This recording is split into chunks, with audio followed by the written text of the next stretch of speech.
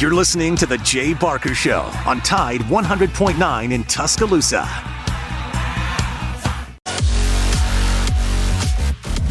Okay, y'all ready for a lecture?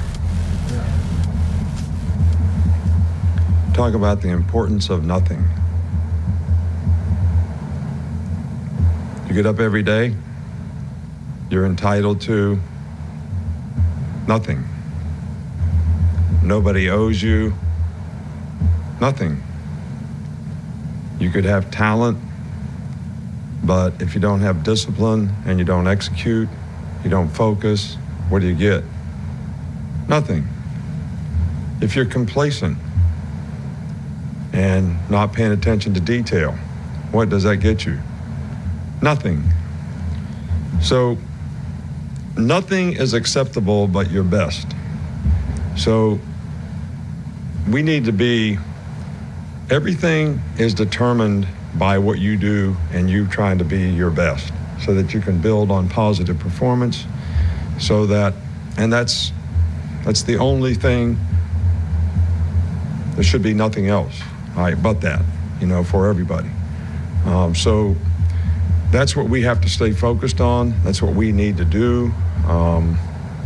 And we got rained out today, so we had to go inside, and we need to not accept anything but our best in terms of what we're doing in preparation. Wow. Saban. Preaching it. That's Nick Saban from yesterday after practice in his regular Wednesday meeting with the media. Welcome to the show, Lars. It's Matt and Justin Jones. He's rather prophetic there, Lars, I think. And he's absolutely right. Yeah, and I loved the pitch and the pacing of how he delivered this lecture. And just, and the fact that he kept using the word nothing. Even when in the second line there, he starts out, you get up every day, you're entitled to, and he waits a beat, nothing. Nobody owes you, the proper way to say would be nobody owes you anything. But he wants to get this point home about nothing. Nobody owes you nothing, right? And then if you don't execute, you don't focus, you get, and he waits, those three beats, nothing. I mean, I love these press conferences when he comes out, because yes, of course he's delivering a message to his team, but you know what? He's really delivering a message of life philosophy and his philosophy. And I swear, over the years, if you really pay attention again to what he's saying, yes, he is speaking to his players, but really you can apply it to your own life. And I feel personally, Matt, that I've learned a lot from Nick Saban. I feel like I'm a better person because I've had interaction with him and because I've paid close attention to almost everything he has said throughout the years. And he is just an incredibly wise, intelligent, thoughtful person. And this just underscored it. Is this the best delivery he's ever had at Alabama? It's one of them. He hit it out of the park. Yeah. And I listened to that personally. I didn't listen to it as a football player. I listened to it as a guy, as a human being. And I was, during his conversation, during his soliloquy there, I was immersed. I was thinking about every single thing he said, and you're exactly right. It was directed at his players, but everybody that hears it, reads it, you really need to hear it, because you're right about the dramatic pauses. I don't want to go over the top on this, but it's almost like you were listening to a great orator like a Winston Churchill. A Ronald Reagan. The way he delivered it, and it just went straight inside. Yeah. I thought it was flipping brilliant. Yeah. And, yesterday I'd heard this sort of in real time. And late yesterday, I played golf with my son, Lincoln, who's 8. And we played in the rain. We went out to Bent Brook here in Birmingham. And we wanted to, he's playing in a tournament on Saturday afternoon out at Bent Brook. So I wanted to get him a practice round if he wanted to, and he did. We went out there, and then we were just sopping wet, just thoroughly saturated. It was cold. We were miserable. But I kept asking him, do you want to quit? You want to quit? He's like, no. And then he just sort of lost it, right, as an 8-year-old will sometimes on the 9th hole. And he said, I don't ever want to play golf again because, the ground's wet. Yeah. And you know what? And I thought of this. And I even said to Lincoln, so we're driving back, like, you get up every day? What are you entitled to? What do you have? You have nothing.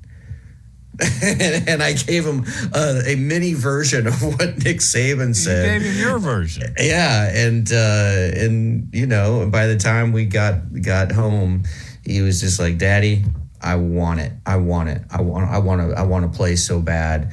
And it was not that like Nick Saban's words resonated with Lincoln. I think he just kind of cooled down and realized that he can't have mental breakdowns.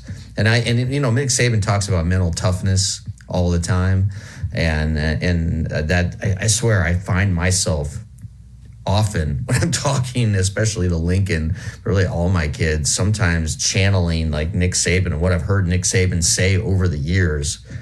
And I'll find myself, articulating the same themes. But yeah, I mean, I thought that this was one of his better, I wouldn't call it a performance, but because he feels it. This is him, right? And if you're a recruit or a recruit's mother or father, and you see this, wouldn't you think, I want my kid to play for this guy? Because it's not just about football. This is life. This is life and stuff here. That was part of his intent. He was talking to his players and his future players. And as you just said, their parents. It's kind of a big deal. Do you think he scripted or thought much about it, or did he just stand up there and talk? No, he thought a lot about it. That'd be my guess, because you don't use you don't keep hammering the word nothing without thinking about it. You don't use the word nothing at the end of every sentence without giving it some thought beforehand.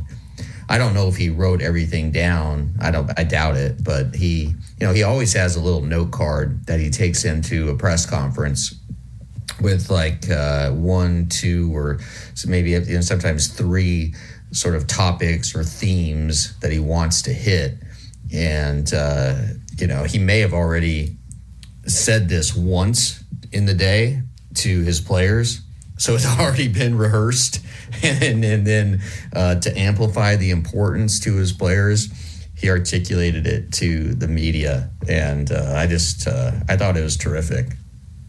And again, it drives me crazy. Sorry to interrupt, Matt. It drives me crazy when people say, "Oh man, it just must be so terrible covering Nick Saban." Like, no, the guy is a gem.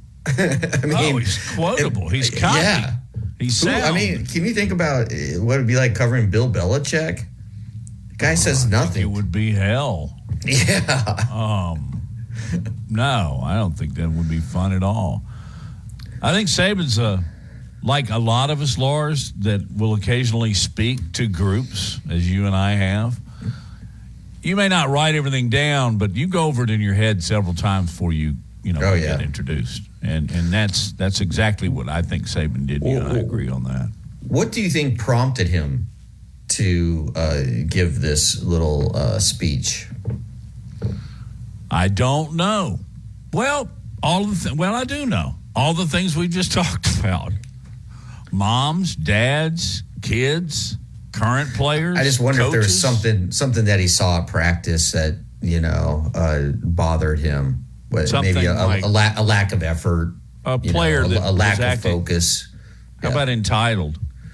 Yeah, somebody was acting entitled. That would lead me to that.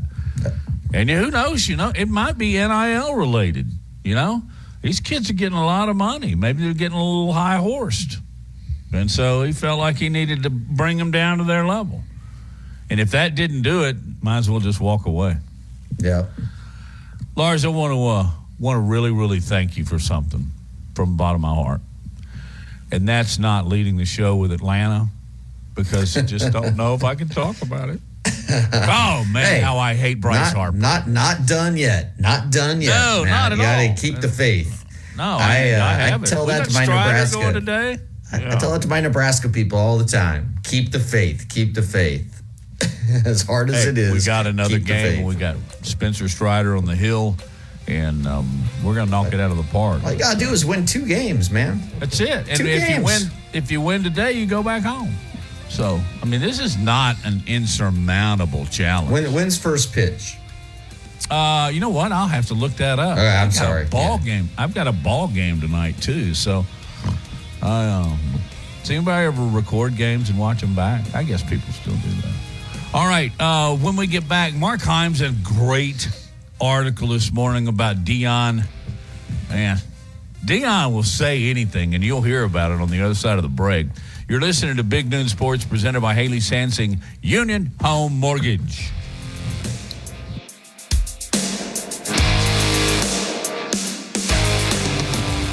At 100.9 Tuscaloosa weather. We could see a few intervals of sunshine this afternoon, otherwise mostly cloudy, the high 72. Tonight and tomorrow, the sky mostly cloudy, the chance of a few widely scattered showers around. The low tonight 60, the high tomorrow at 73. I'm James Spann on the ABC 3340 Weather Center on Tide 100.9. It's 68 degrees in Tuscaloosa. The best sports talk in Alabama. This is Big Noon Sports.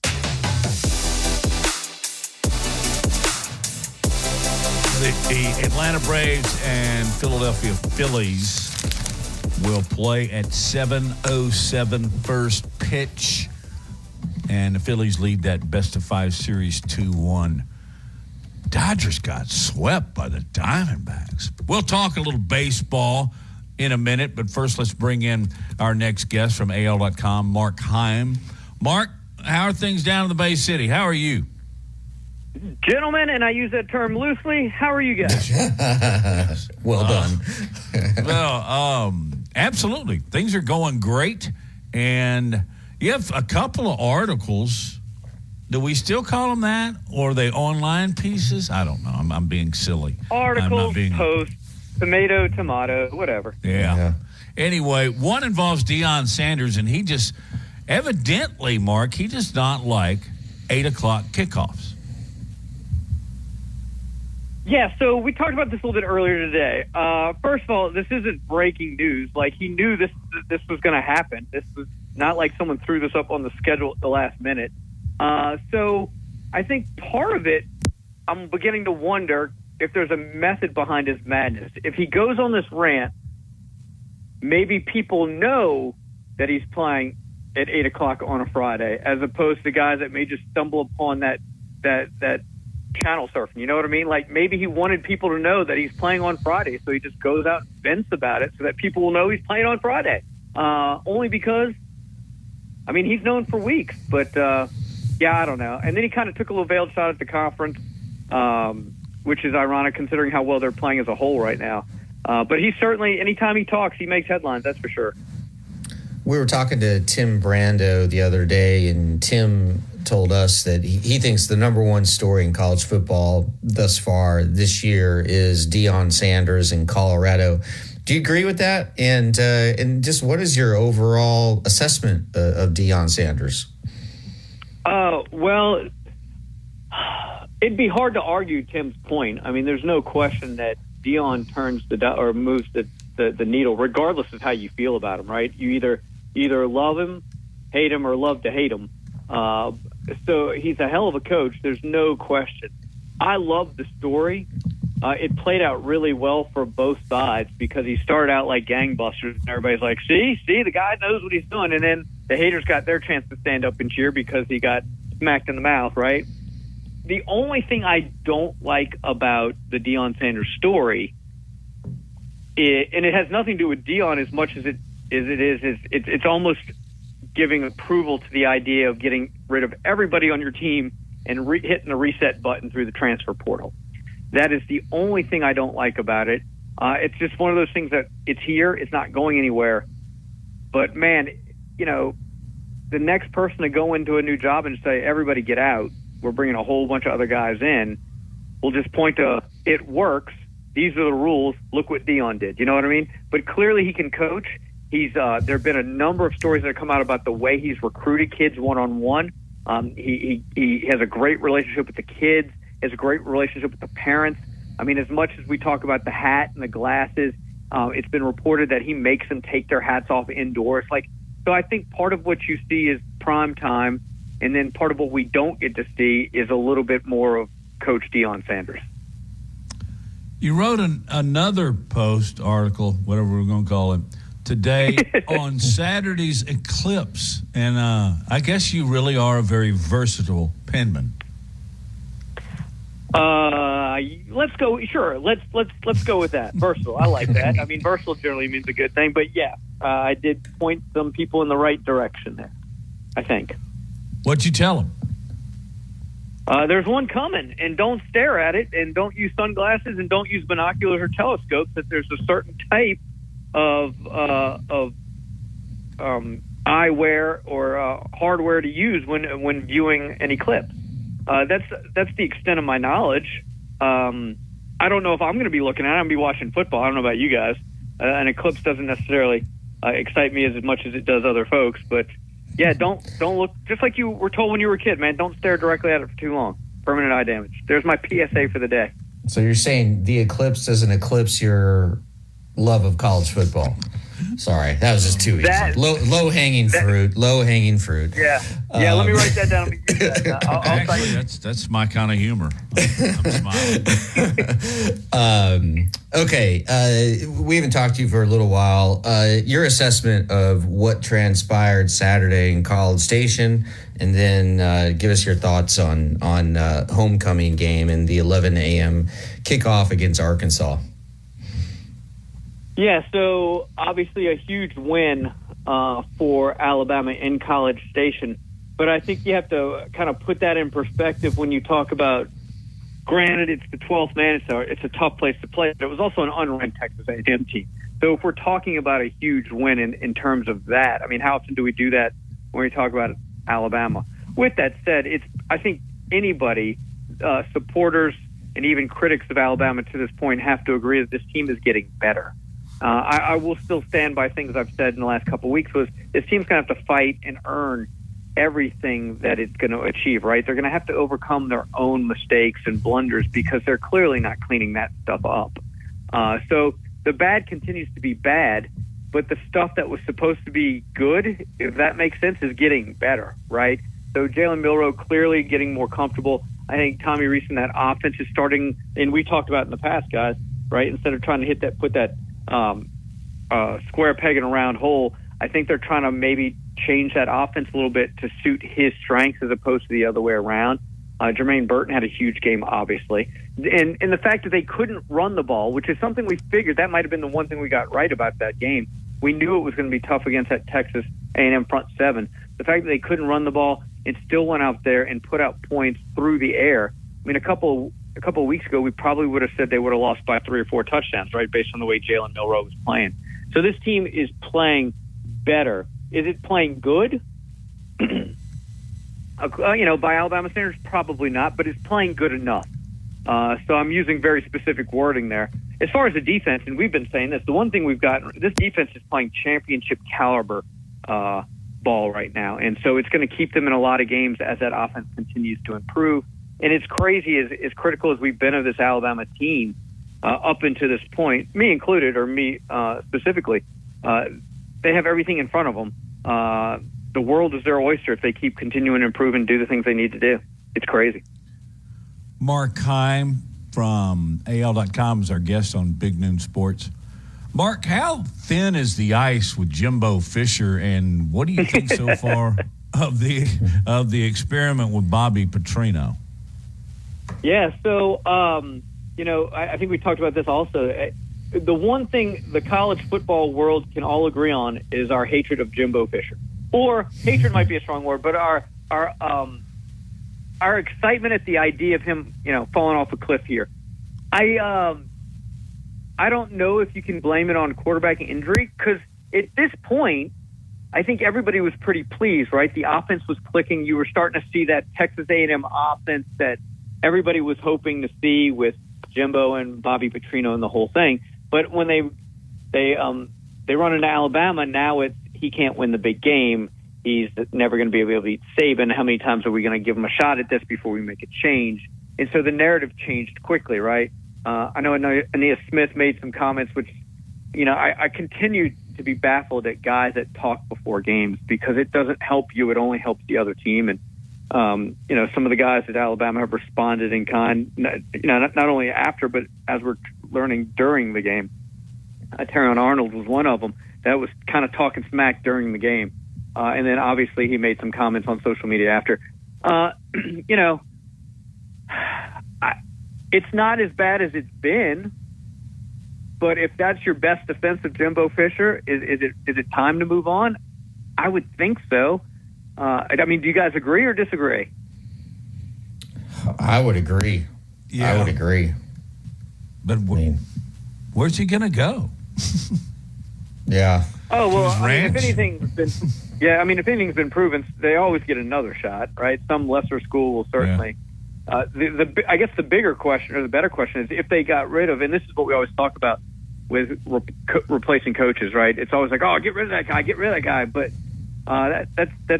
that's short-sighted. The question you have to ask yourself is, who would you get to replace that guy? Because A&M's a lot like Alabama or Ohio State or Florida or whoever, right? If they're going to make a coaching change, they better make a big splash, or the PR nightmare continues. So to your point, who do you get? Is that an upgrade from Oregon? Do you bring Dan Lanning aboard? I don't know. I'm spitballing here. No, that's a great question. But the thing is, they have the purse to do it, right? Like they have the money to kind of get whoever they want almost, right? Other than maybe 10 coaches. That's a really good question. Like, do you go after yeah, but money's not an issue at A&M. And I think last time I saw it was in, and this was 3 weeks ago, I think it was in the 80 mil range. I think it decreases little by little after each game. It's not significant. To you and me, $86 million might as be $800 million, right? But and you bring up a great point about Texas A&M's deep pockets, because this always ruffles feathers of Alabama fans down here when we kind of talk about this, because Alabama, if Texas A&M outclasses Alabama in one regard, it's with the deep pockets, and people are like, oh, Alabama's got a ton of money. They do, but they don't have Texas A&M money. And that's why Nick Saban went after Jimbo a couple years ago, right, with the whole NIL thing, because he knew it then, and he continues to know it now. That's one place that they can excel at. Now, that's also why the patience is running thin, and the expectations are ever so high, because with that type of money, it demands immediate results, and Jimbo just hasn't given it to him. What about our guy Deion Sanders? At Texas I think A&M? you take a shot at him. Mike Elko at Duke? Elko's going to be. Elko's going to be sought after. And Sanders would be the huge splash, and then you'd really see whether he could sink or swim on the big time level. I'd be intrigued by it. For sure, it'd be a lot of fun. Yeah, it'd be interesting to see how he handled those Texas. I guess his buyout right now is 76.8. That's what I'm seeing. Even for A&M, that's a lot of dough. But we'll see. Mark's going to stay with us through the break so we can go through a couple of other things here on Big Noon Sports. So stand by. More of the show. By the way, segments are sponsored by Laura Lee Thompson, the Bama broker at Advantage Realty Group. She'll be with us tomorrow, right, Lars? She will. We'll be at Innisfree in Tuscaloosa. Come join us. Really? It's homecoming. Back in a minute.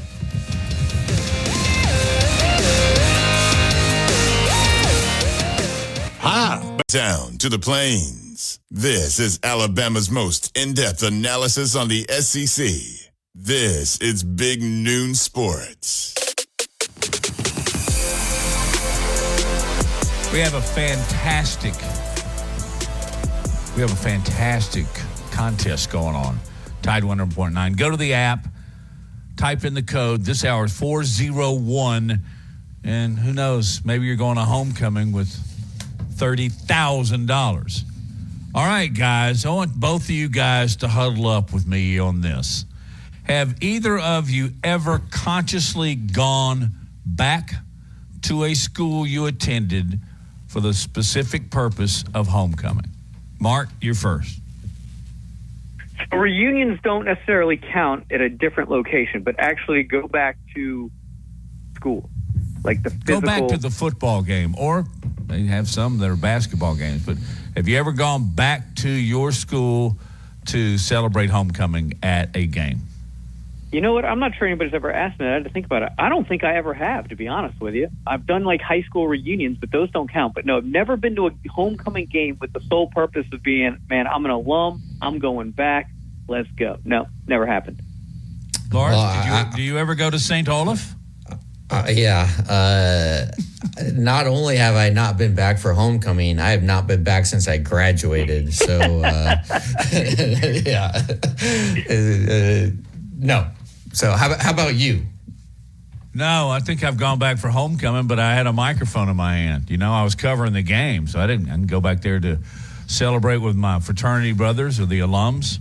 But, you know, people do that. It's just I think our vocations don't lean in that direction. So that was just something I would fire off at you just for kicks and giggles. Hey, Mark, Alabama versus Arkansas.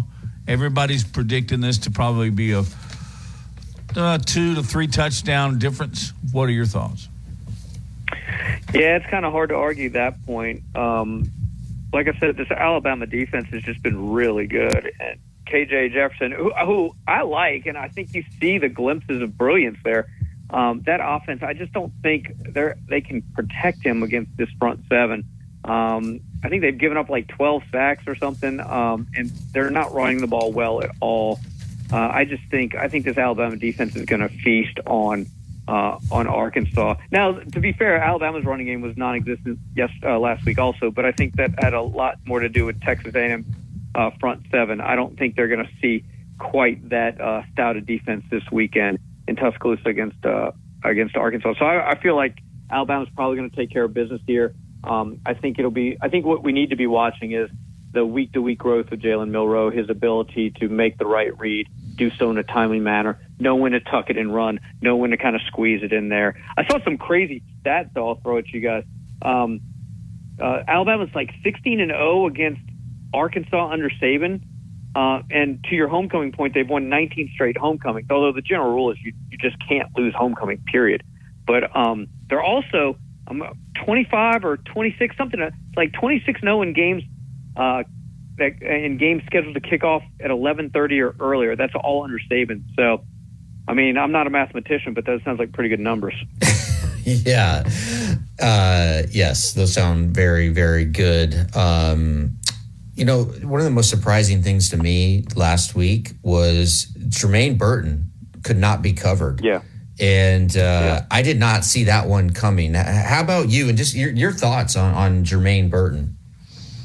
Well, I mean, I think it's even from the beginning of the season, even since fall camp or even spring of last year, I think one of the question marks was who was going to step up the receiver. Did they have a number one? And quite frankly, they didn't, right, until last week.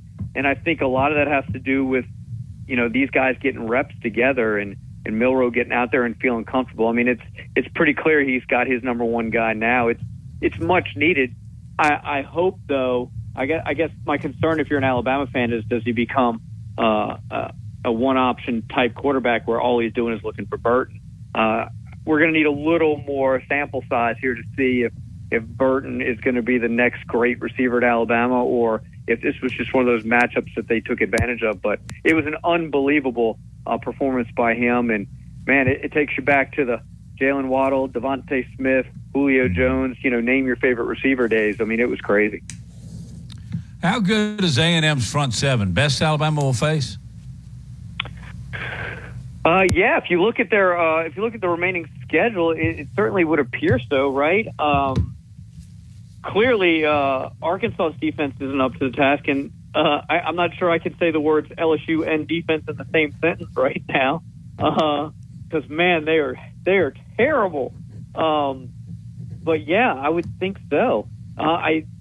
You could also make the argument, other than, well, I mean, I was going to say Texas A&M might have been their toughest test, but LSU, man, they score so many points. That'll certainly be strength on strength. And you figure you give Alabama the nod against Tennessee just because they feel like they're going to owe them one. It's sitting right there in front of them, which is crazy to say. But yes, the long answer to your very short question, yeah, I think that's the best front seven they'll see.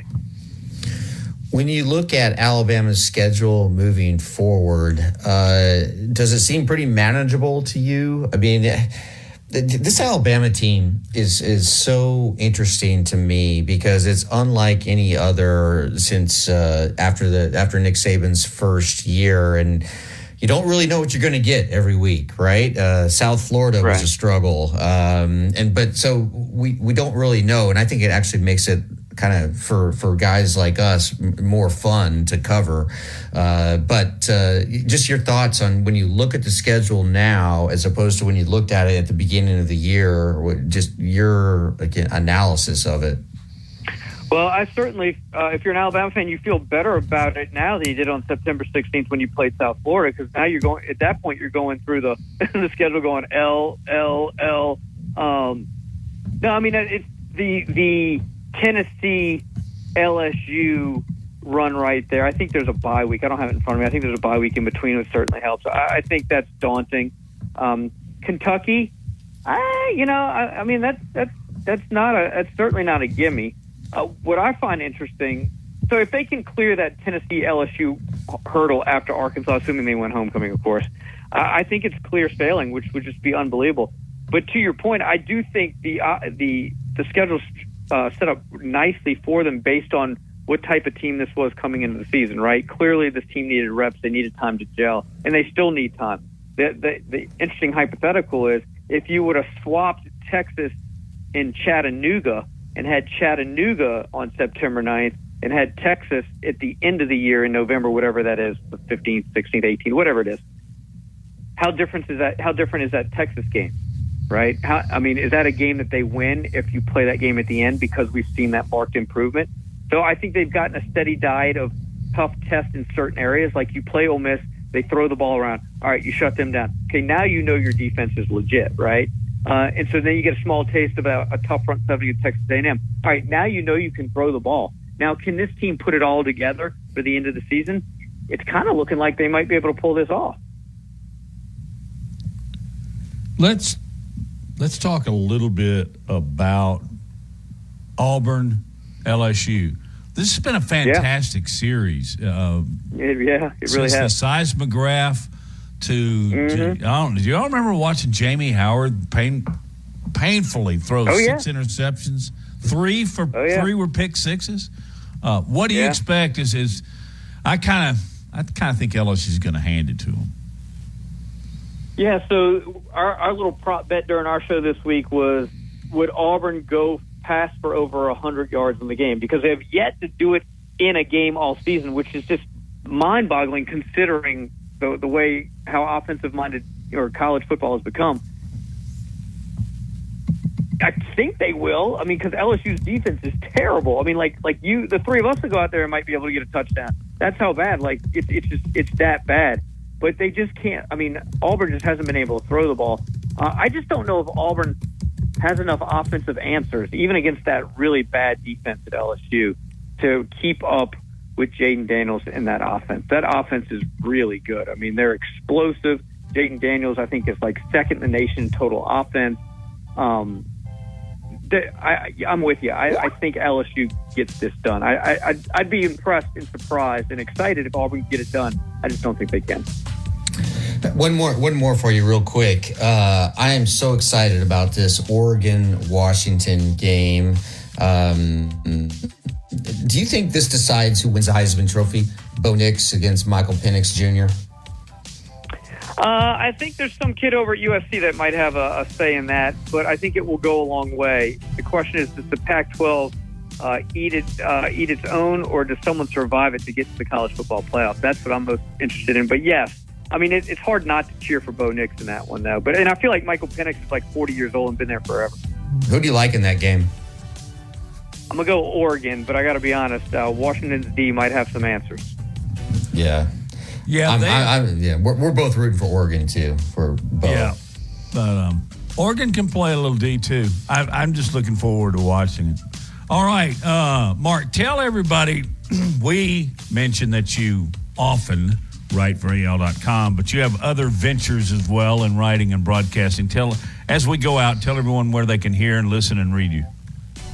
Yeah, I appreciate it. Thank you all for having me. AL.com, it's my main gig right there. AL.com/sports. You can find me on X at @Mark_Heim, and the opening kickoff on WNSP Radio FM 105.5 from 6 to 9 in Mobile every day. Guys, I appreciate y'all having me. Enjoy the weekend. Should be a good one. Thank you, Mark. Sir. You're awesome. Appreciate it. Yep. All right. We've put it off. It's time to face the music. It's time. No, I want you to explain to me the path to the Braves coming back and winning these next two games against the Phillies and the mighty, mighty Bryce Harper. Thanks for that. I'm just twisting the knife a little bit. You're doing a hell of a job. Oh, I don't like that guy. All right. I don't actually think I hear he's a great teammate. That's what they always say about tools. All right. We'll be back to talk about the Atlanta Braves, Major League Baseball in just a minute. This is Big Noon Sports, brought to you by Haley Sansing, Union Home Mortgage.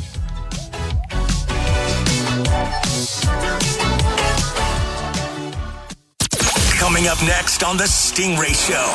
You do not want to miss the next edition of the Stingray Show, because we are going to be joined by a living legend who has been reporting on the SEC and college football since the 1970s. He even has his own nickname. I'm talking about legendary Mr. College Football. Tony Barnhart will join us on the next edition of the Stingray Show to talk about the first half of the college football season and to look ahead to the second half.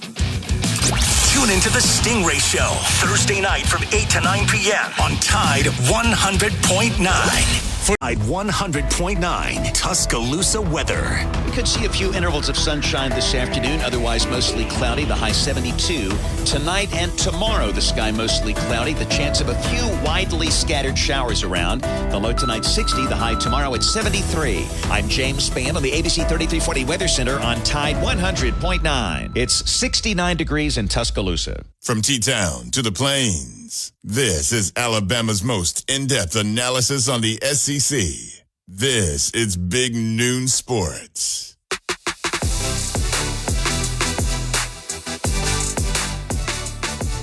Hey, back on Big Noon Sports.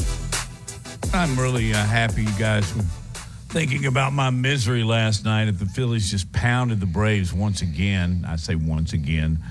They won Game 3, lead the series 2-1, play again at 7:07 tonight. It's the only game left because the other ones have either been swept, like the Diamondbacks did to the Dodgers, and the Rangers did to the Orioles. And last night in Game 4, the Astros won 3-1 over the Twins. The margin was 3-2 in the actual game. The series margin was 3-1. Atlanta, I told you guys yesterday, Nola always pitches us tough. 30-year-old from Baton Rouge in his final year.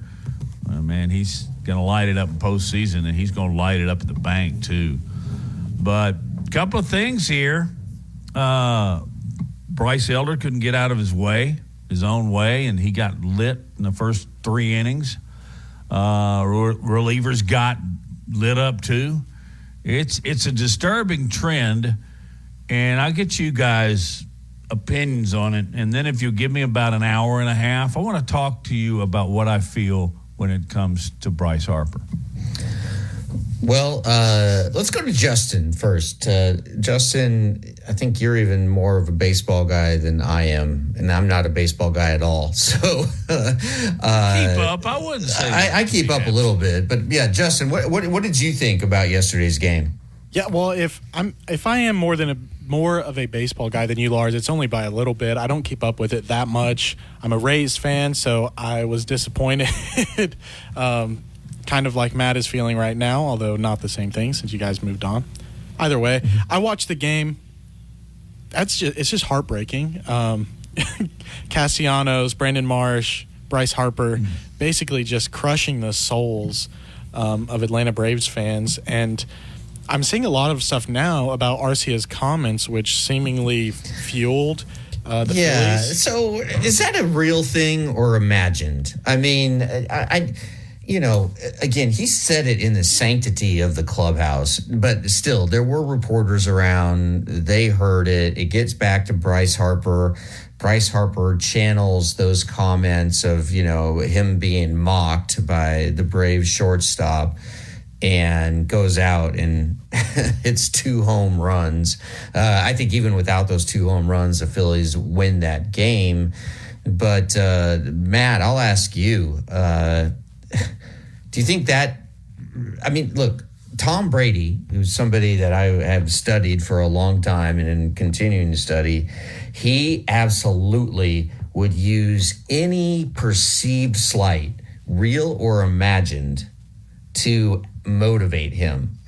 And when Bryce Harper heard that, again, the Atlanta shortstop said this, does that really translate into him performing better? It certainly looked like it. It certainly looked like it. It absolutely shouldn't. You should be charged up as hell just to be playing the Braves in postseason. Yeah. If he needs Arcia's comments to jack him up, then he's got a little motivational problem. But first of all, do y'all like Pedro Martinez? His commentary pre and post game are just fabulous. He's funny. He's incredibly insightful. And he said this about the Arcia quote. He said, when you get into it, I can't do a good impersonation, so I'll just do mine. But he's funny just the way he talks, the way he uses his hands, and he leans back in his chair. But anyway, he said, when you get into the clubhouse after a game, you get a cold beer.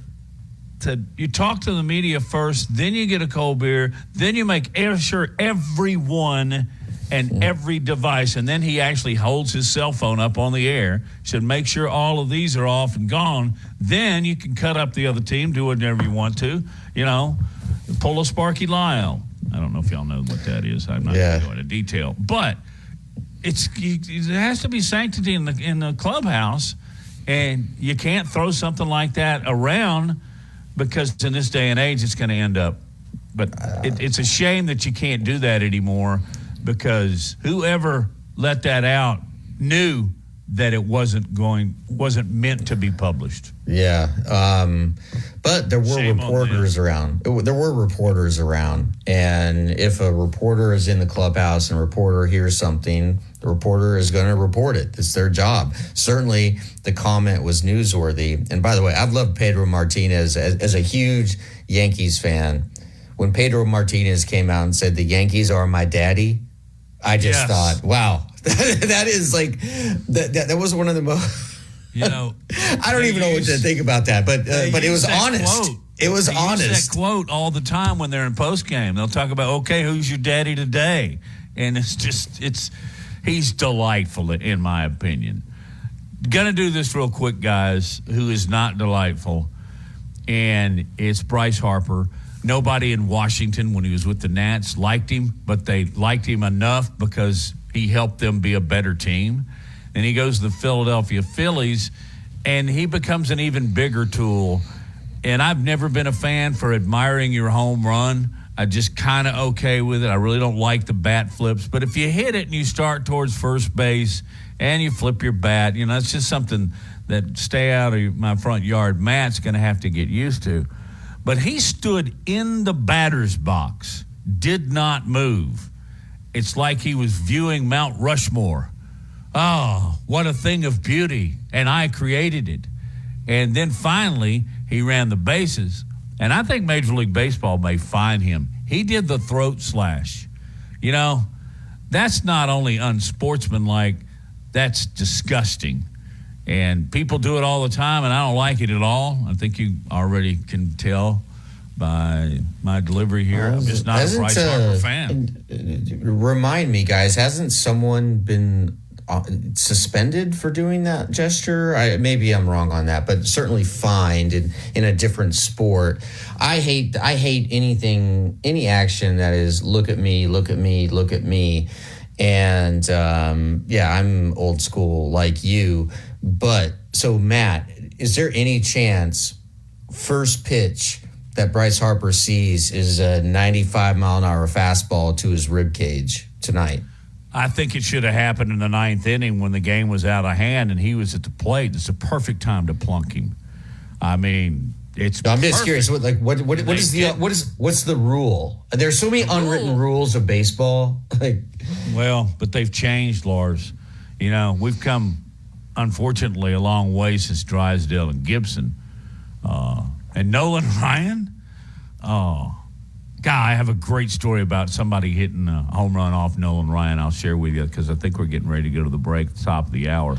You know, but I would have hit him last night. And if you started off today, then you might cost yourself a run. So they didn't do it last night in the ninth, that perfect opportunity. But Justin, I don't think they've got one. Real quick, doesn't Bryce bat third? Yes. So you get the first two guys out, and then you throw 95 at his rib cage? I don't know. Justin, what were you going to say? I think you guys left out a very important part, or at least to me, since I'm going to be old man Justin here, get off my lawn, Matt. The Phillies need a barber, and they need a barber bad. I mean, all of these guys have about 2 foot of hair behind them, and as my dad put it, Brandon Marsh looks greasy. He looks like he lives under a bridge. My wife, Karen, said, does he braid his beard? Because it's ugly, you know? I can deal with and I don't know why neither of the three of us are that way, but beards in athletics are very, very popular. And I think it started with golf, didn't it, Lars? Not sure, but I got a gut feeling that the Braves, they're going to do the exact same thing that Bryce Harper did last night, right? Like, he used that as motivation, the comments. And what are the Braves going to do? The stare down, the admiring of the home runs, the disrespect. Not only disrespect to the Braves, it's disrespect to the game. Thank you very much. Braves are going to come out and play really well. Going to tell you a Nolan Ryan story on the other side of the break. Also continue to talk about the Alabama-Arkansas game. And Lars, let's take a quick trip down memory lane to the odd occurrences around and during the Auburn-LSU series. It's crazy, and I've been around for a couple of them. You're listening to Big Noon Sports, presented by Haley Sansing Union Home Mortgage.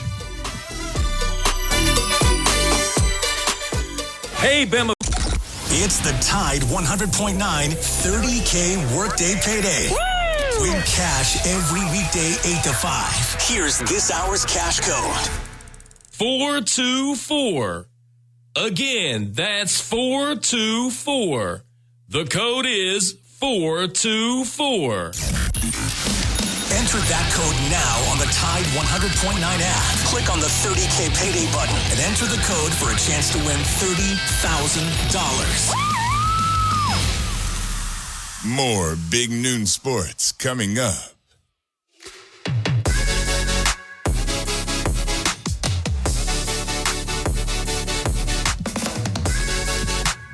Nick Saban may be the most quoted coach.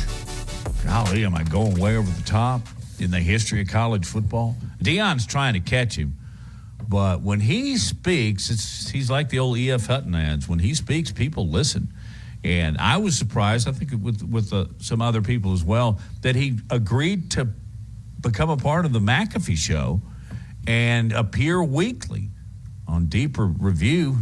again, it's just another smart move because he's reaching kids in that generation. Boom, there you go. He was just on McAfee's show an hour ago. Let's hear from him. What have you seen out of him? Because I want to let you know the national narrative is becoming, Milroe Heisman conversation. Oh, yeah. That was not the case a few weeks back. Do you hear that? And how appreciative are you of where Milroe is right now?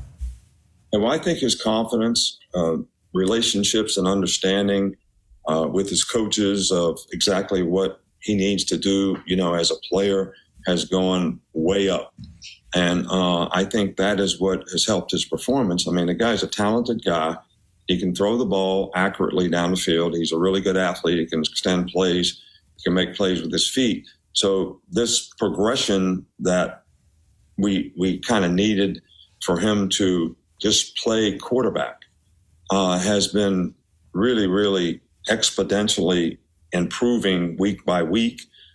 People thought we couldn't throw the ball, and he threw for over 300 yards last week, which we knew we were going to have to do against A&M because of their front. And he did a good job of that. So continuing his development in all these areas, I think, is really, really important. And he's been great about it. He's had a great attitude about it. I just had a meeting with him.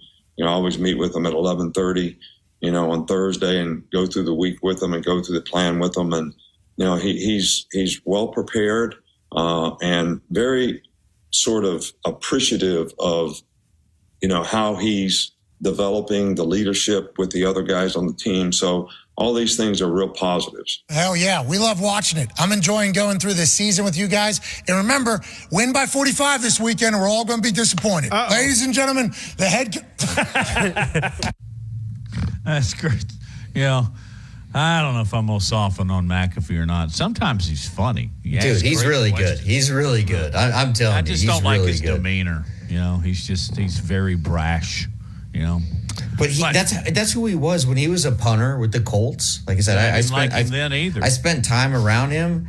The dude is a badass. I mean, as for a punter, like he absolutely could just crush the ball. I mean, I went there to do a long story on Andrew Luck many years ago, and McAfee was obviously the punter then, and I was there at practice for 2 days, and ostensibly I was there to, watch Andrew Luck.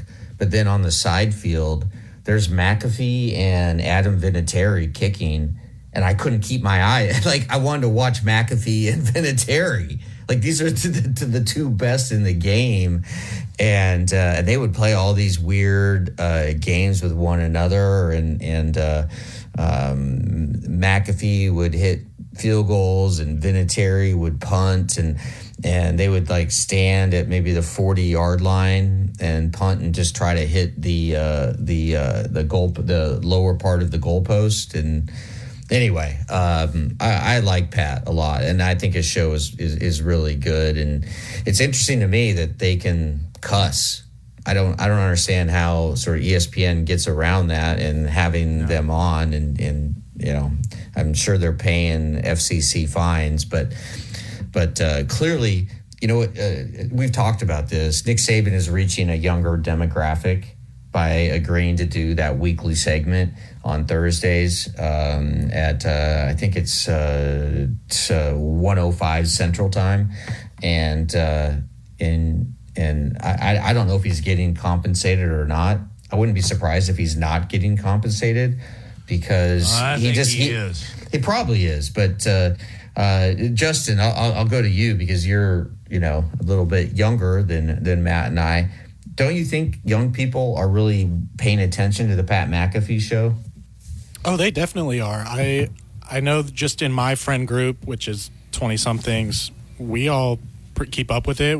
I used to watch it all the time just because the guests that he has on are very knowledgeable, and then he's the opposite. He's the entertainment, the funny bit, and that just makes it more entertaining for us to watch and reach that younger audience that you're talking about, Lars. Yeah, and the thing really is, bothers me. I mean, I agree. If you can't communicate without using those words, then you're not a good communicator. Matt, they kind of have to go away from that now since they are on ESPN on live TV. Didn't he drop one on game day? He might have. I mean, Corso's dropped one on game day before. Oh man, Corso's another thing. Like they gotta save him from himself. They just, I know we all love Lee Corso. He's our grandfather, and Justin, for you, he's your great grandfather. But it just, it's time. It's time to. You know what it reminds me of, Lars, and it was sad, and that's Dick Clark. Yeah. He'd suffered a small stroke, and they still try to prop him up and do New Year's Eve. Yeah, and it was just, it was painful. And you worded it perfectly. Let him go out at more of a pinnacle than with everybody feeling sorry for himself. Yeah. Hey, Matt, before we get into our next segment with Reagan and R&R, and by the way, we're picking games, and I'm 18-6 versus the spread. Like, this is unheard of. I'm 75%. But anyway, you wanted. I want to circle back to the comment you want to make about Nolan Ryan and sort of equaling, settling a score. It's what old school baseball was all about, and the awareness of these two guys just tells you how it used to be. But I think I've told this story maybe once or twice before, but it's well worth hearing again. Will Clark, what a splendid left-handed swing, like Musial. It was beautiful. But the first at-bat in his major league career, he faces Nolan Ryan. And Nolan starts him off with a 100-mile-an-hour fastball. Clark, right field seats, 400 feet. He just absolutely smashes it. And he tells his story when he speaks. I've heard him a couple of times. He said, man, I turned my shoulders towards first base. I put my helmet down, and I ran. And I didn't look anywhere. I looked at the dirt the whole time, just hit the bags and went all the way around. When I got to home plate, I ran straight into the dugouts. He was just trying, not in any way, form, or fashion, to show Ryan up. Guess what happened? Next time he got up, Ryan still just cracked his ribs, That just, a lot of people disagree with those little inside rules. I like them. There may have been some background. There may have been some background there. I'll say this about Will Clark. I'd never have dealt with Will Clark. I've never met him. Jeff Pearlman, one of my closest friends, he covered Major League Baseball for SI for years and years. He said the two biggest jerks he ever dealt with, one, Barry Bonds, and two, Will Clark. I've heard that too. But he has more respect for the game than Bryce Harper ever has. And our buddy Robbie Glenn, he has been texting us. Robbie, again, the former first baseman at Alabama, and he was saying that they won't hit Bryce tonight unless the game is in hand, and the Braves are up 3 late in the game. That's when you plunk them. You don't do it in the first inning. So we'll see. You get too much baseball in front. Yeah, there's too much. Yeah, too many things can go wrong if you put anyone on first in the first inning. Here's the major reason. You don't want to lose Spencer Strider. Yeah. Your ace. He's going to plunk him in the Do you give Atlanta the edge in pitching tonight? So do odds makers. Yeah. And everybody's saying Atlanta they're basically saying 4-3 Atlanta wins. Well, I'll take any victory I can get. You're listening to Big Noon Sports. We're going to pick them with R&R with Reagan on the other side of this break. You're listening to Big Noon Sports.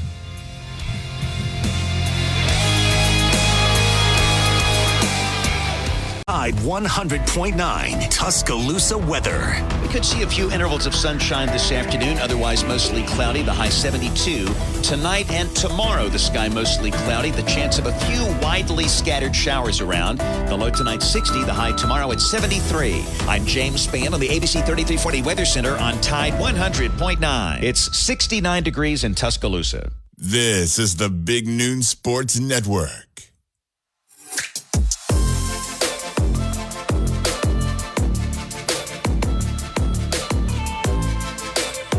Hey, pull up a chair, grab a nice elephant cigar smoke, and maybe a little bit of bourbon on the rocks. Maybe neat. I prefer it that way. But what I'm talking about is Reagan from R&R, the Cigar Mansion, right there on 6th in downtown Tuscaloosa. It's just a great place to hang out.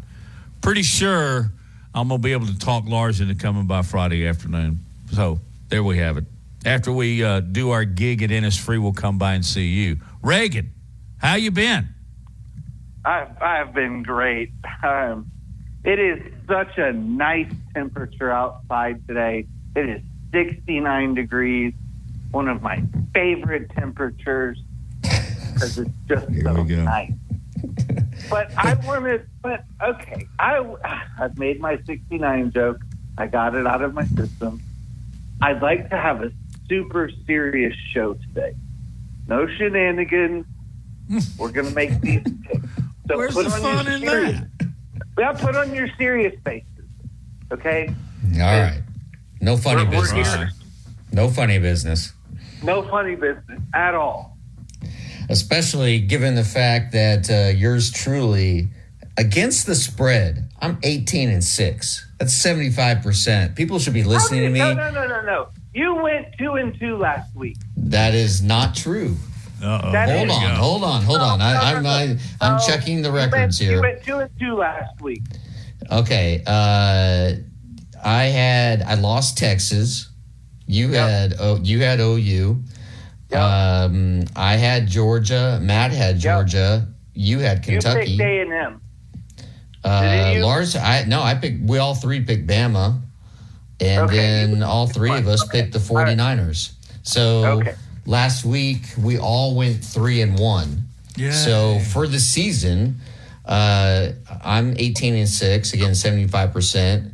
Matt is 14-10, 58%. Reagan, you're bringing up the tail end here, but you're still good. You're 13-11. I mean, 54%. Again, but hey, we still got a long way to go, and we got some really, really interesting games this weekend. And let's start with, to me, what is the marquee game, Reagan, and that's Oregon at Washington. Washington is a 3-point favorite. And not only is this going to go a long way to determining who wins the Pac-12, which I think is universally, I think people believe this, the strongest conference in the nation this season. I also believe who wins this, the quarterback of the winning team is going to win the Heisman Trophy. So your thoughts, Oregon, Washington. Well, I do believe that the Penix is mightier. I am all in on Michael Penix Jr. Okay? It's Penix with an X, folks. Penix with an X, okay? Michael Penix. He does it all.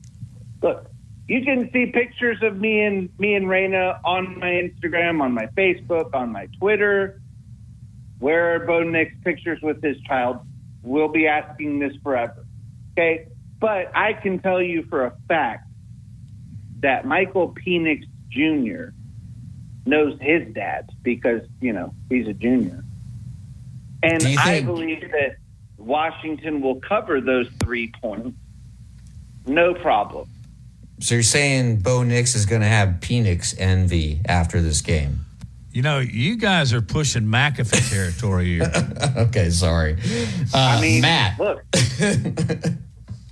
Hey, Reagan started it. Hey, Dad. Reagan started Okay, children. Who started it? Who didn't? Who did that? Who's on the monkey bars? Oh, come on. I'm all about Oregon. I like Bo Nix, and I like Oregon's defense for what we've seen. Matt, you're going against everything you've been saying all year. You have loved Washington and Michael Penix. I like Michael Penix Jr. a lot too. I just like Oregon better. The home field advantage here, I think, is so big. I have been to games at home field advantage, and they've got a big Penix quarterback. The recipe's there, Lars. I'm with Reagan. I'm going Washington on this one. We'll see. It's just the way that stadium's constructed. They have that sort of aluminum overhang, and it has the crowd noise reverberates up and it comes back down, and it is just it's discombobulating how loud it gets. Okay, let's do Texas A&M at Tennessee. Tennessee is a 3-point favorite. Reagan. Well, that's a tough loss for the Jimbo Fishers and the cult of Texas A&M last week. They had everything going for them. They had the yell leaders. They had the officials. I mean, they had it all. They had it all. I think A&M. This is one of those weird ones. It's like A&M doesn't win on the road. Tennessee doesn't lose at home. A&M got blown out by the Fighting Mario Cristobal, who lost to Georgia Tech. It's a whole weird thing, right? I think that, it's 3 points. I hate taking Tennessee because I just hate them, But I guess it would be nice for Tennessee to come into the. I want Tennessee to lose, so I'm gonna wish it to happen, and I'm gonna make it happen because I'm gonna pick A&M. I'm gonna pick A&M mostly because I think that they have to win for their whole season, and for Jimbo Fisher. I mean, they can't save his marriage. That's gone to be with Coach Bryant. Well, no, they went to hell, so Coach Bryant's in heaven, so can't go there. But anyway, I'm going with Texas A&M. Matt. Guys, I think this more than any game on the tablet today is about home field advantage. Y'all talked about Washington having theirs, but Neyland Stadium's going to be lit at 2:30 for the CBS broadcast, and because I was going back and forth trying to analyze this as teams go and coaches go and players go, and I couldn't make a decision, so I'm just going to go home field advantage, Neyland Stadium, Tennessee. I'm with Reagan on this. I'm not wishing it to happen, but we may have lost Reagan. So if Justin, we can get him back. But my thought on this one is this is a critical game for Jimbo Fisher, and we'll find out. Do his players care about him or don't they? Because Jimbo is under a lot of pressure right now. I think they do care about him. And I'm going A&M on this one, and I think A&M is going to go into Neyland Stadium and actually play really, really well. Okay. How long has it been since you heard a busy signal? It's been a while. Out there. Yeah. All right. What's okay, next? Reagan. USC at Notre Dame. We have it right now. Notre Dame is a 3-point favorite. Maybe it's gone down a little bit, but we're going to stick with 3. Notre Dame 3-point favorite. USC on the road. USC coming off a game where they did not look very impressive against Arizona. Took a couple of overtimes, and I actually was one of those dudes who stayed up until about 3 a.m. watching the end of that game. But your thoughts, Reagan? USC at Notre Dame. Well, I don't really like either of these teams, honestly. I think I'm kind of tired of hearing about both of them. I don't think Notre Dame's very good at all. I don't think that USC has much of a defense, doesn't have a defense. I get Caleb Williams, but I do think that if you put Caleb Williams on Alabama and you put Jalen Milroe on USC, I think USC would be undefeated, and I think Alabama would have about 3 losses. I'm not a Caleb Williams fan. I think he's very overrated. So having said that, I'm not sure that I trust Notre Dame to win a big game under Marcus Freeman because I haven't seen it happen. I don't think that versus USC is the time for them to get that big win. I'm going to take USC into 3. I am going to ditto. Notre Dame coming off a loss to Louisville. USC. And Louisville might be good. Yes, I allow for that fact too. Yeah. But by the way, Arizona should have won that game against USC. And they should have. I stayed up. I stayed up. So you're like me. You're like one of 6 people in Alabama who as long as it's on, there's anything live college football on a Saturday/Sunday, I'm there. I'm with Reagan on this one. I'm going with the Trojans. All right, I'm going Notre Dame.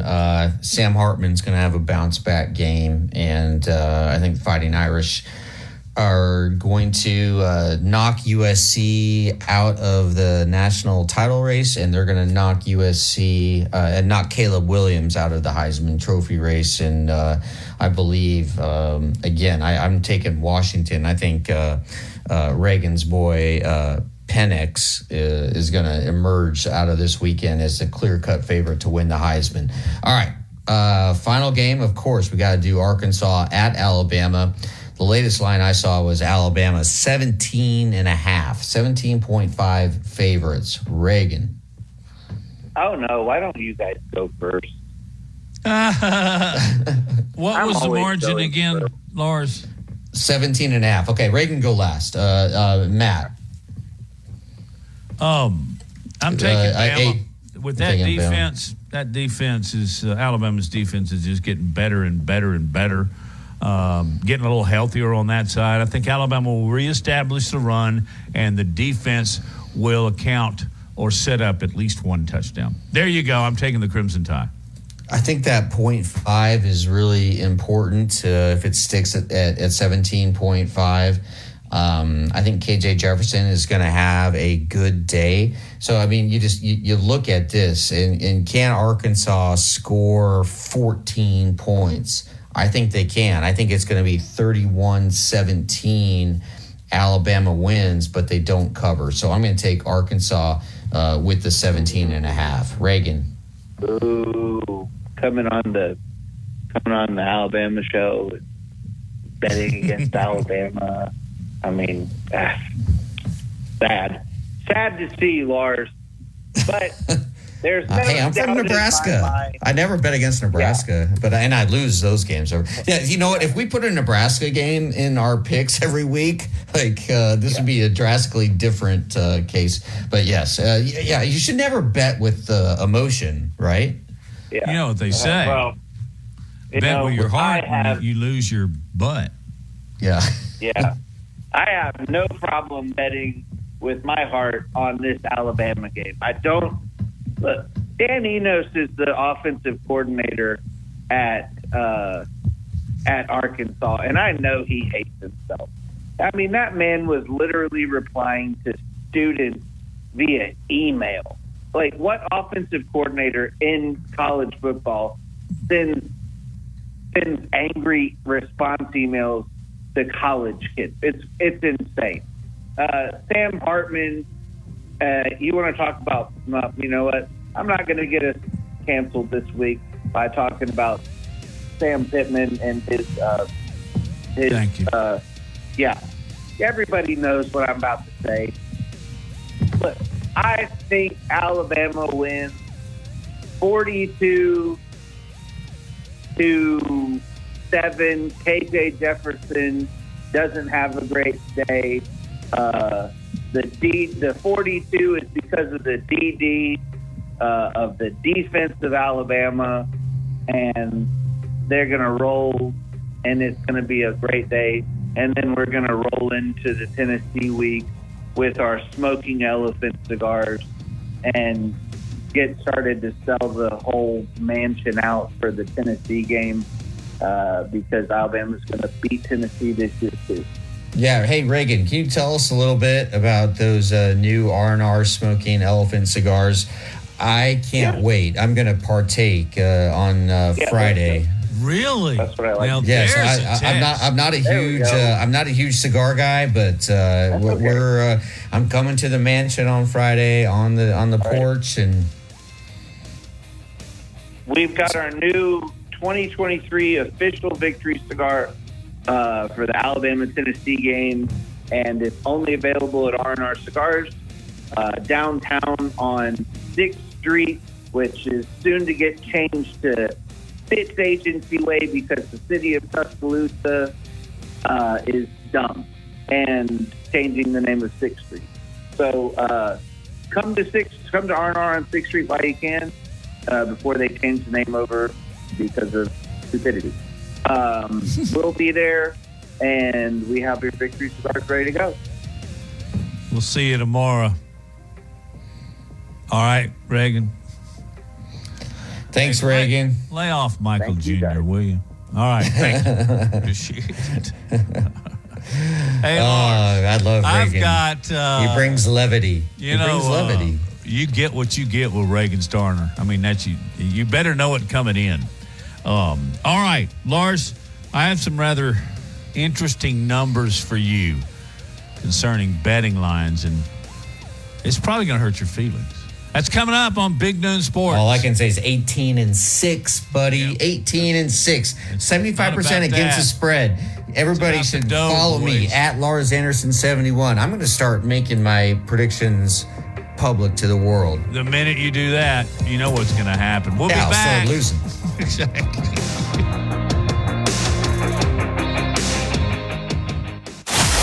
Built to win. Touchdown, Alabama! Built for championships. Throws intercepted, Alabama. Built by Bama. Alabama is still Alabama. The Crimson Tide play here. Join us Saturday as the Crimson Tide take on Arkansas in an SEC showdown.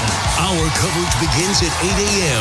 on your home for Alabama football. Brought to you by Birmingham Racecourse. BirminghamRacecourse.com. You can be a winner too. Hey, SEC sports like kudzu on the roadside. This is Big Noon Sports. Matt, Lars, Justin, Joseph, hang on. We'll get to your call in just a second. Lars, I just did a little math for you, okay?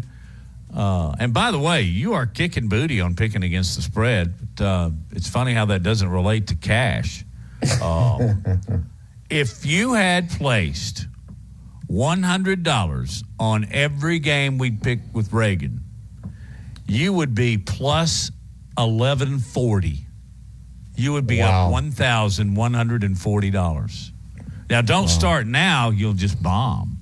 Yeah. But that's healthy. I mean, I'm taking away the losses. Yeah. No, I'm feeling it, obviously. 18-6. Again, that's a 75% winning percentage against the spread, and that never happens. Yeah, that's the kind of stuff that you'll run everybody in Vegas off if you keep that. Right. What is the percentage that they say you need to keep throughout a season to make money? 61? 62%? Is somewhere in there, maybe a little bit lower. I don't know. Maybe Justin knows. I don't know. Justin, are you do you like, betting the ponies a little bit here and there? I'd like to, but I just don't have enough effort since there's not a specific way to do it in Alabama, like from the comfort of my couch. So I don't go out of my way to do it, but I like keeping up with the lines. And if it ever becomes legal in Alabama, I'd like to do that. Matt, one of my former father-in-laws, he would get like so much information sent to him every week, and he would get it printed out, and it would be just this stack, and he ended up being about 47%. And so, I don't know. It just comes down to feel. And those hustlers in Vegas who try to tell you, hey, call my 1-800 number or 1-900 number, whatever, and get my free pick of the week, and then they lure you in because they take a pick that is so easy to see. I just think it's all a big scam. It's all a big scam. Well, I've And, always because- maintained, Lars, that if these guys were so good at picking games, then why aren't they living next door to Nick Saban on Jupiter Island? Exactly. Yeah, it's just, there's a reason that the spread is what it is. Vegas wins. I mean, the house is going to win. They're going to get your money eventually. Yes. I don't mean to be Debbie Downer, but I guess I am. Let's go to the phones. 205-342-9904. And Joseph is online, Big Noon Sports. How you doing, Joseph? I'm doing pretty good. How y'all guys doing? Man, we're doing great. I want to know, are y'all Brave believers? Braves? Absolutely, I am. How about you, Joseph? I'm hoping, man. I'm hoping we can win too and beat Philly. I'll be honest with you. I'm hoping we can come back and somehow win the series. Joseph, we've been talking about Bryce Harper and, his actions last night. Do you think the Braves should come out and send a message to him early in the game, or do you wait till later if you're winning, or you just ignore it? Well, if I was Bryce, I would wait until I'm winning at least, because if you lose, it's going to look real bad if you try to send a message and you're losing. Good point. But and I got another question since y'all talking about betting. If Alabama and Georgia play today, who y'all putting y'all money on? I wonder what the spread would be.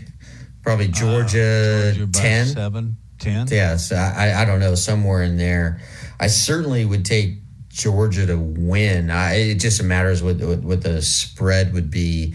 Because, okay, let's just break this down. Let me ask you, Joseph, how many points do you think Alabama needs to score to beat Georgia right now? Well, if Alabama can stop Brock Bowers, which I don't know if they can or not, they wouldn't need very many points. But do you put Caleb Downs on Brock Bowers? And, according to several people, Caleb Downs is already being fitted for a gold jacket for the Hall of Fame. Well, I mean, you put Caleb Downs, I mean, that could be a mismatch because Brock Bowers is a bigger body than Caleb Downs. I mean, you could put a corner on him, and it's still a mismatch because he's a bigger body. And if you try to jam him up the line, you're messing up. Honestly, the more I think about it, Matt and Joseph, Matt, I'll go to you. Georgia could be a good matchup for Alabama, believe it or not. Well, they could. Carson Beck's getting better and better and better. So is Jalen Milroe. They're still Georgia. Yeah, but he's not better. Who would you take in that quarterback battle? Boy, I'm asking you to hack off a lot of people here, aren't I? Well, yeah, of course. You take Beck right now, but you take Beck in a month and a half from now. Not sure. Ask me after the Auburn game. And right now, do you take Georgia's defense over Alabama's defense? No, I take Alabama. Absolutely I think Alabama not, has one of the finest defenses in the nation. And they're just getting better. If they're going to get back into this thing and contend for championships, it's going to be defense. And I know Milroe's got to perform. That defense is something else.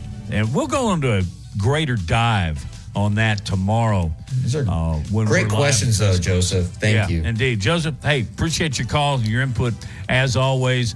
When we get back, we're going to talk a little baseball. There's a really, really cool event that wherever you are listening to this show, you need to attend on Sunday afternoon. I'll explain that with Friends of Rickwood President Gerald Watkins. Just a minute. Hang on.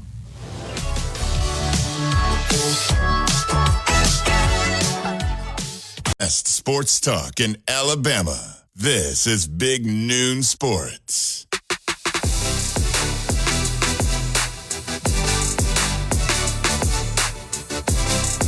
Indeed, it is Big Noon Sports. Our guest is Gerald Watkins, Rickwood Field guy. He is the chairman of the Friends of Rickwood, and I would spend the rest of the show in another hour telling you how tirelessly Gerald and his crew, Friends of Rickwood, have worked on, first of all, getting the big game here in 2024, but I want to talk about what you're doing this weekend, and I'm excited about the home run derby, Gerald, but that's not all you got going on. It's busy. Y'all are packing it in before they begin the real construction, aren't you? That's right, Matt. Thank you for having me on again. And Lars, this is really special. I appreciate you taking the time to visit with me and talk baseball.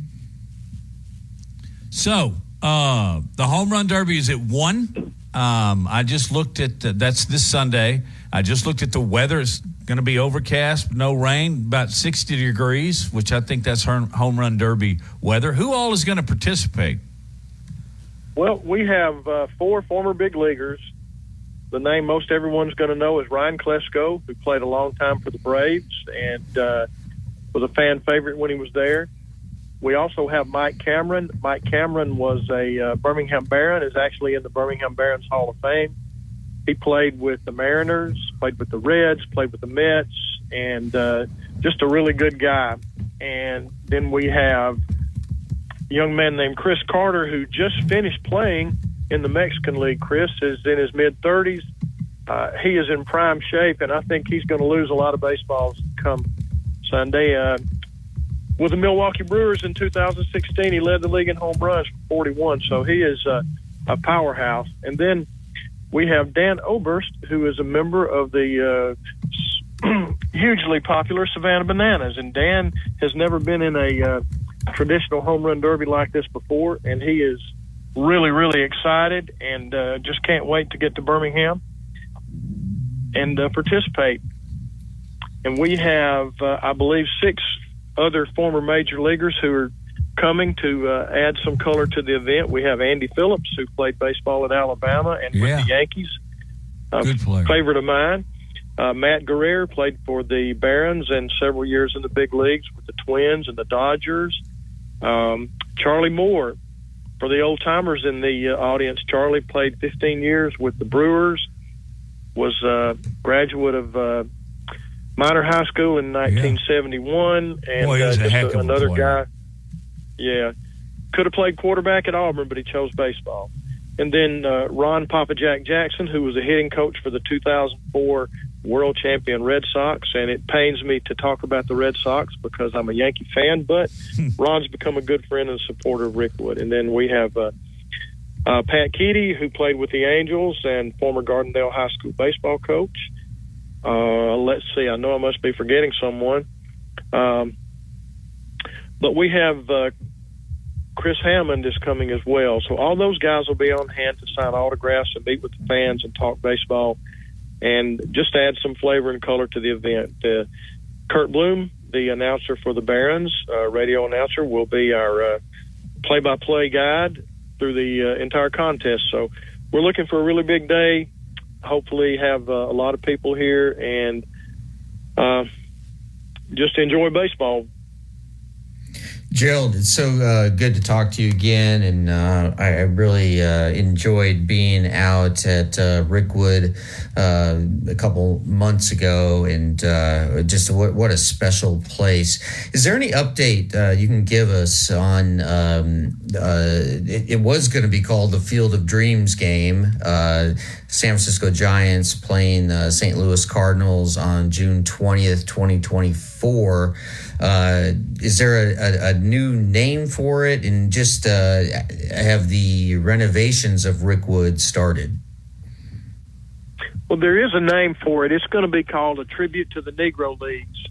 And the folks up in Iowa got upset because it was being referred to as a Field of Dreams game, and that never was the official name by Major League Baseball. That's just something that people came up with because the Field of Dreams happened a couple of years ago, and it seemed like just a next level or a next generation of Field of Dreams. But we are celebrating the history of the Negro Leagues, and Birmingham played such a big part in that. So many of the great Negro Leaguers played here, not only Willie Mays, but Satchel Paige and Piper Davis and Artie Wells, and the names go on and on. And Major League Baseball really wants to celebrate the legacy of the Negro Leagues, and so they picked Rickwood Field as a place to do that, and we're very honored. All right, go on and talk about the construction. How much money? What are they going to do? Are we going to recognize Rick Wood Field? I sure hope so. We are. The price tag is a little north of $4.5 million, and the city of Birmingham is putting that money up. We've also raised some money from some private industries and the power company, Alabama Power, Blue Cross Blue Shield, Encompass, ASIPCO, Protective Life, Regions Bank. All those people are pitching in too to support our efforts to upgrade Rick Wood Field. And yes, there are going to be some changes. The outside of the ballpark is going to remain the same, but inside we're going to see a completely new baseball surface. It's going to be fantastic grass, as good as any golf course you'd ever be on. It sounds funny to say this, but we're going to get new dirt. New infield surface, new warning track, all that will be redone. They're going to install protective netting down the foul lines to protect the fans from foul balls. They're going to take our existing fences down, which have all the old advertising signs, just for that day. They'll be replaced by chain link with pads, and then when the game is over, those will be removed and our fences will be put back up in their normal places. So that's a good thing. The other thing that I guess a lot of people will notice is the dugouts are going to be changed. The dugouts that we have now will be demolished, and the new dugouts will be rebuilt in a more modern state. And a lot of people are not going to like that, but it's like this. The dugouts that we have accommodated a very small staff and small people. The average major leaguer now is probably 6'3". When those dugouts were built, the average major leaguer was probably 5'10". So the additional staff that they have, which is medical, security, and training and all that, added to the player numbers. There's just way too many people to fit in our dugouts. So the dugouts had to be redone, and that was just a non-starter for us. If they didn't, I said that wrong. Anyway, if they didn't do the dugouts the way they wanted them to, then we couldn't go forward. So we have to do that, and it's going to be a change. But in the history of the ballpark, the dugouts have been changed several times. When the ballpark was built, they weren't dug out; they were just above ground structures, more like a lean-to. Not really nice and not really plush and nothing special. So, it's just the continuing evolution of the ballpark and baseball. Hey, we got to fly out of here. Just real quickly, tell people where they can get tickets this weekend.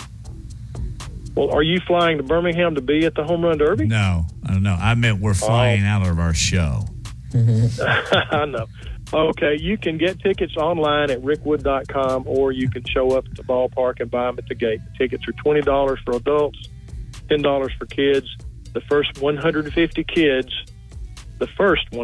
kids will get in free and get a T-shirt and get a chance to go on the field and collect the balls that don't go out of the park. And we expect a really good crowd, a really good event, and I hate that you and Lars will not be able to make it, but maybe next year. I'm still holding out. I might get there. I'll be in touch. Thank you. And all right. Thank you so much for continuing with Rick Wood Field. That's Gerald Watkins, who's the president of Friends of Rick Wood. As we go out into the break, keep Robbie Glenn, his family in your prayers. His mom is quite ill. And Robbie, he's been a great friend of the show, and we just want to let you know that we were praying for you. Yeah, we love Robbie, and he's asking for prayers from Bama Nation that his mom doesn't hurt anymore. Yes. I really like that guy. Sure would want him on my side if I got into a fist fight. All right, let's get out of here. We'll be at Innisfree. It's the place to be on Friday. See you tomorrow at noon.